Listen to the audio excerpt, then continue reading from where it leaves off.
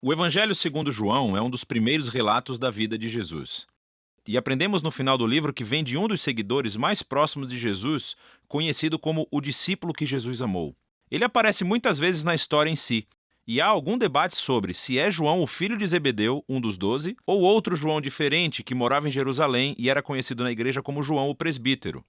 Seja qual for o João, o livro incorpora o depoimento de testemunhas oculares e foi brilhantemente criado com um propósito claro, que é apresentado perto do fim. João diz que a história foi escrita para que vocês creiam que Jesus é o Messias, o Filho de Deus, e para que, crendo, tenham vida em seu nome. João acredita que o Jesus sobre o qual você lê nesse livro está vivo e é real, e que ele pode mudar a sua vida para sempre. O design do livro é muito legal. A primeira metade começa com um poema e um conto, que é seguido por um grande bloco de histórias sobre Jesus realizando sinais milagrosos que causam um aumento gradual de controvérsia. E tudo isso culmina no seu maior sinal, a ressurreição de Lázaro, que cria a maior controvérsia, quando os líderes de Israel decidem matar Jesus. E isso inicia a segunda parte do livro. Esses capítulos se concentram na última noite e nas últimas palavras de Jesus a seus discípulos, que são seguidas por sua prisão, julgamento, morte e ressurreição. O livro conclui com um epílogo. Neste vídeo, vamos nos concentrar na primeira metade. Então, o livro começa com uma introdução de duas partes. Primeiro, um poema que começa: no princípio, a palavra já existia. Uma referência óbvia a Gênesis 1, quando Deus criou tudo com a sua palavra. Agora, as palavras de uma pessoa são diferentes dessa pessoa, mas também são a personificação da mente e da vontade dela. Assim, João diz que a palavra de Deus estava com Deus, o que é distinto. E ainda assim, a palavra era Deus, e isso é divino. E quando refletimos sobre essa afirmação, ouvimos depois no poema que essa palavra divina se tornou humana em Jesus. Então João parte das histórias do Êxodo, afirmando que Jesus era o tabernáculo de Deus no nosso meio. A gloriosa presença divina que pairava sobre a Arca da Aliança tornou-se humana em Jesus. O que leva à sua última afirmação, de que o único Deus verdadeiro de Israel era Deus Pai e o Filho, que se tornou humano para nos revelar o Pai. Agora, ao considerarmos essas afirmações, começamos a ouvir uma história sobre como João Batista conheceu Jesus pela primeira vez e levou outras pessoas a o conhecerem e a se tornarem seus discípulos.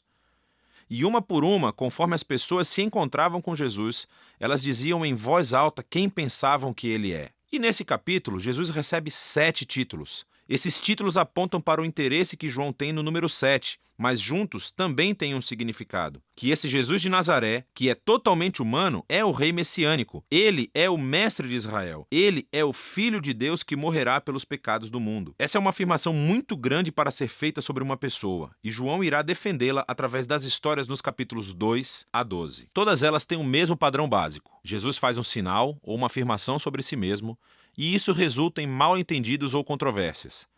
E assim, no final de cada história, as pessoas são forçadas a decidir quem elas pensam que Jesus é.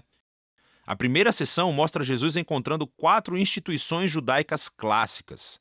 E em cada encontro, Jesus mostra que ele é a personificação dessa instituição. Então, Jesus está numa festa de casamento e o vinho acaba. E Jesus transforma esses enormes jarros de água, algo como 455 litros no total, no melhor vinho de sempre. E o garçom diz ao noivo: "Você deixou o melhor vinho para o final", o que de fato é verdade. Mas João considera esse milagre o primeiro sinal de Jesus. Em outras palavras, é um símbolo que revela algo sobre Jesus. Assim como Isaías disse que o reino messiânico seria como uma grande festa, com ótimo vinho, este primeiro sinal milagroso revela a generosidade do reino de Jesus. Em seguida, Jesus vai ao Templo de Jerusalém, o lugar onde o céu e a terra deveriam se unir e Deus se encontraria com seu povo. Jesus afirma sua autoridade sobre o templo, acabando com os vendedores e interrompendo as ofertas de sacrifício. E quando os líderes do templo o ameaçam, ele diz: "Destruam esse templo, e eu o erguerei novamente em 3 dias." Jesus afirma que sua morte sacrificial será o lugar onde o céu e a terra realmente se encontrarão. O seu corpo que será morto é a personificação do templo. Jesus, então, conversa a noite inteira com um rabino chamado Nicodemos, que pensa que Jesus é como ele, outro rabino e mestre de Israel. Mas Jesus diz que Israel precisa de muito mais do que apenas outro mestre com novas informações. Israel precisa de um novo coração e de uma nova vida. Ou, em suas palavras, ninguém pode experimentar o reino de Deus sem nascer de novo. Jesus acredita que os seres humanos estão presos a uma teia de egoísmo e pecado que levam à morte, mas também sabe que Deus ama este mundo e é por isso que ele está aqui, para oferecer às pessoas um novo nascimento, uma nova chance de vida. A partir daqui, Jesus viaja para o norte e ele acaba em um poço sagrado conversando com uma samaritana, isto é, uma mulher não judia. E eles começam a falar sobre a água que Jesus transforma em uma metáfora para si mesmo. Ele diz que ele está aqui para trazer água que pode se tornar em uma fonte de vida eterna. Agora, em João, esse termo se refere a uma nova qualidade de vida, que é infundida com o amor eterno de Deus. E é uma vida que pode começar agora e perdurar no futuro.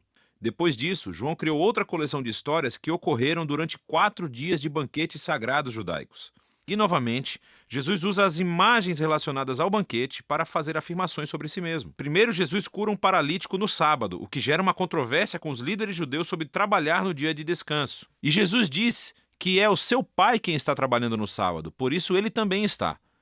E eles entendem o seu significado, pois ele estava chamando Deus de seu pai, igualando-se a Deus, e assim eles decidem que querem matá-lo.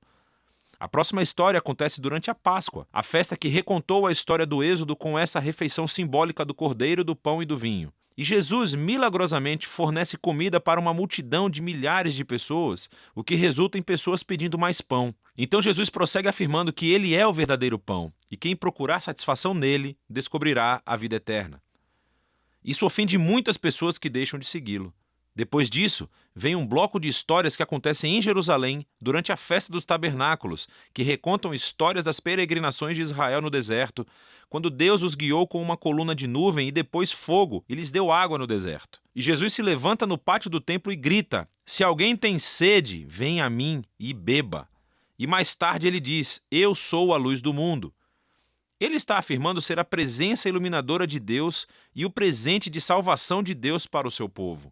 Algumas pessoas acreditam e o seguem, mas outras se ofendem, e outras ainda tentam matá-lo por essas afirmações exaltadas. A história final da festa é durante o Hanukkah, a festa da dedicação. É sobre como Judas Macabeu limpou o templo dos ídolos e o tornou sagrado mais uma vez. E Jesus entra na área do templo e diz que ele é aquele quem Deus tornou santo, e que ele é o verdadeiro templo onde a presença de Deus habita. E ele também diz: "Eu e o Pai somos um." Isso deixa os líderes de Jerusalém furiosos. Eles criam um plano para matar Jesus e então ele se retira da cidade. Enfim, todos esses conflitos culminam em um último sinal milagroso. Jesus descobre que seu querido amigo Lázaro está doente, mas a sua família mora perto de Jerusalém, que agora é uma armadilha mortal para Jesus. Jesus poderia ficar longe e salvar a sua própria vida, mas ele ama Lázaro. Então, quando ele ouve que Lázaro morreu, ele segue viagem para levantá-lo dos mortos. E ele o chama para a vida fora do túmulo, sabendo que isso lhe custará a sua própria vida. E a notícia desse sinal incrível se espalha rapidamente, é claro. Assim como Jesus sabia que aconteceria, os líderes de Jerusalém descobrem o que aconteceu e começam a conspirar para matá-lo. Então ele vai para Jerusalém como o rei de Israel que foi rejeitado pelos seus líderes. A primeira metade de João chega ao fim com a história sobre como Jesus sacrificou sua vida com um ato de amor pelo seu amigo. E isso, claro, também é um sinal que resultará na crucificação que será explorada com mais detalhes no próximo vídeo. Mas por enquanto, essa é a primeira metade do Evangelho de João.